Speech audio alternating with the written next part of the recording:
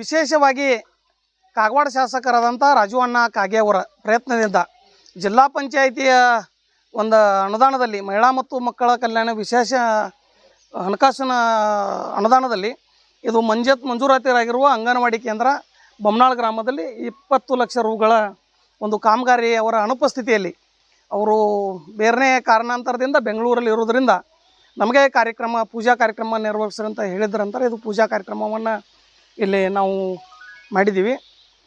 ಈಗ ಕಾಗವಾಡ ಶಾಸಕರು ರಾಜು ಕಾಗೆ ಅವರಿಗೆ ಸುಮಾರು 5 ಬಾರಿ ಶಾಸಕರು, ಹಿರಿಯರು, ಜಿಲ್ಲೆಯಲ್ಲಿ ಒಬ್ಬ ಹಿರಿಯ ರಾಜಕಾರಣಿ, ಇವರಿಗೆ ಕ್ಯಾಬಿನೆಟ್ ದರ್ಜೆಯ ಸಚಿವ ಸ್ಥಾನವನ್ನು ಕೊಡಬೇಕಂತೇಳಿ ನಾವು ಕೇಳ್ತಾ ಇದ್ದೀವಿ. ಇಲ್ಲ ಅವ್ರಿಗೆ ಯಾಕೆ ಕೊಡ್ಬೇಕಂತ ಸರ್, ಅವ್ರಿಗೆ ಅಂದ್ರೆ ಅವರು ಹಿರಿಯರದಾರ, ಈ ಭಾಗದ 5 ಸಲ ಶಾಸಕರಾಗಿದ್ದರು ಮತ್ತು ಈ ಉತ್ತರ ಕರ್ನಾಟಕದ ಒಬ್ಬ ಪ್ರಭಾವಿ ನಾಯಕರಾಗಿದ್ದರು.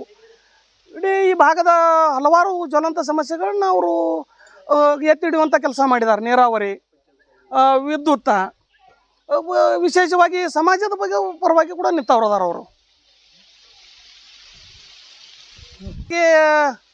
ನಾವು ಗಣೇಶ್ ಹುಕ್ಕೇರಿ ಅವರು ಕೂಡ ಸಚಿವ ಸ್ಥಾನ ಕೊಡ್ರಿ ಅಂತ ಕೇಳ್ತಾ ಇದ್ದೀವಿ. ಯಾಕಂತಂದ್ರೆ ತಂದೆ ಪ್ರಕಾಶ್ ಹುಕ್ಕೇರಿ ಅವರ ಒಂದು ಸಾಮಾಜಿಕ ಜನಪರ ಕಾಳಜಿ, ಅವ್ರ ನಂತರ ಪುತ್ರರಾದ ಗಣೇಶ್ ಹುಕ್ಕೇರಿ ಅವರಿಗೆ ಸಚಿವ ಸ್ಥಾನ ನೀಡಬೇಕು.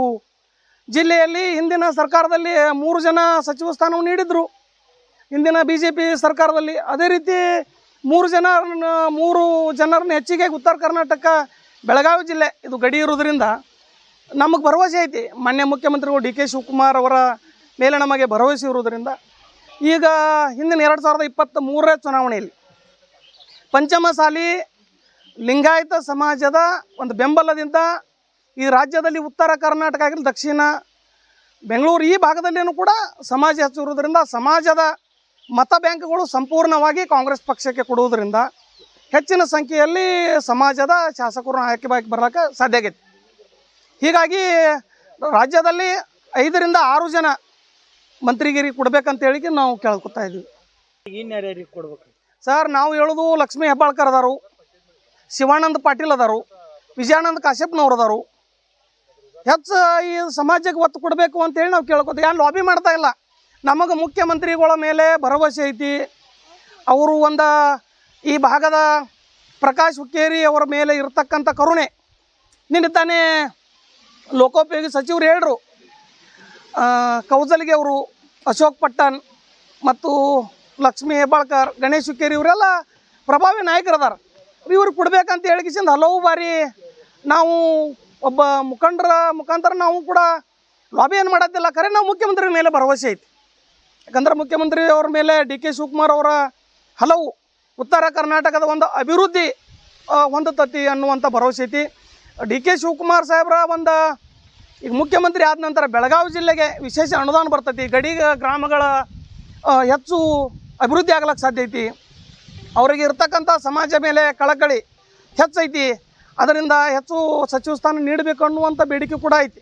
ಈಗ ನಿಂತಾನೆ DK ಇವರು ನಮಗೆ ವಿಷಯ ಹೇಳಿದರು. ಪಂಚಾಯತ್ ರಾಜ್ ಇಲಾಖೆ ಬಗ್ಗೆ ಬಹಳಷ್ಟು DK ಶಿವಕುಮಾರ್ ಅವರ ಮಂತ್ರಿಮಂಡಲದಲ್ಲಿ ಸಚಿವರು ಚೆನ್ನಾಗಿದ್ದಾರೆ.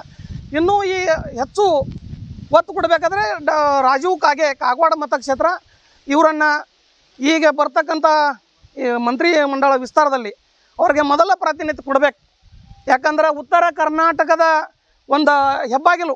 ಅವ್ರು ಯಾವುದೇ ಇಡೀ ರಾಜ್ಯದ ಸಮಸ್ಯೆ ಬಂದಾಗ, ಕೃಷ್ಣಾ ನದಿ ನೀರು ಕುಡಿಯೋ ಸಮಸ್ಯೆ ಬಂದಾಗ, ಕಾವೇರಿ ಸಮಸ್ಯೆ ಬಂದಾಗ, ಎಲ್ಲ ನೀರು ಇನ್ನುಳಿದ ಜ್ವಲಂತ ಸಮಸ್ಯೆ ಬಂದಾಗ ಅವ್ರು ಧನ್ಯತಿದವ್ರು ಅದಾರ, ಹಿರಿಯರು ಅದಾರ, ಅನುಭವಿಗದಾರ. ಅವ್ರಿಗೆ ಸಚಿವ ಸ್ಥಾನ ನೀಡಲೇಬೇಕಂತ ನಾವು DK ಶಿವಕುಮಾರ್ ಸಾಹೇಬ್ರಿಗೆ